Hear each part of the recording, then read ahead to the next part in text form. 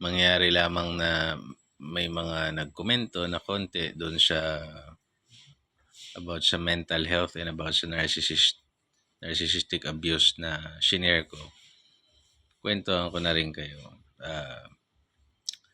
Meron akong ex-girlfriend dati, no, na somehow minsan-minsan pag may malubha silang mga problema, may malubha silang problema, minsan sa asawa na nila o sa boyfriend nila o sa partner nila, nakukuha pa rin nila kung i-chat, tanungin o konsultahin.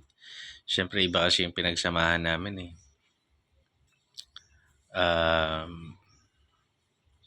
Minsan nga, pakiramdam ko, putang ina, para akong narsisista na biruin mo, nakagawa ako ng masama.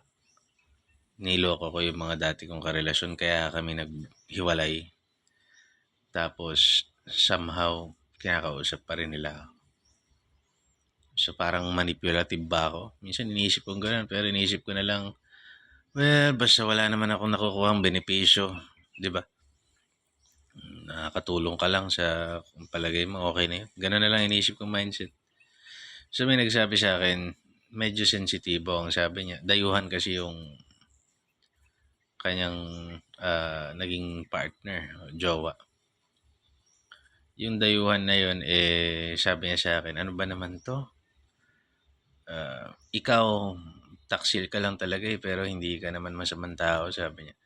Ito, pati panty mo, sisitahin. Gusto raw yung, ang tawag daw sa underwear niya, granny panties. Gusto raw nung dayuhan, yung panty niya, yung mga pang ano talaga, tiba, mga ganon. Ngayon, I was offended. Na-offend ako dun sa sinabi.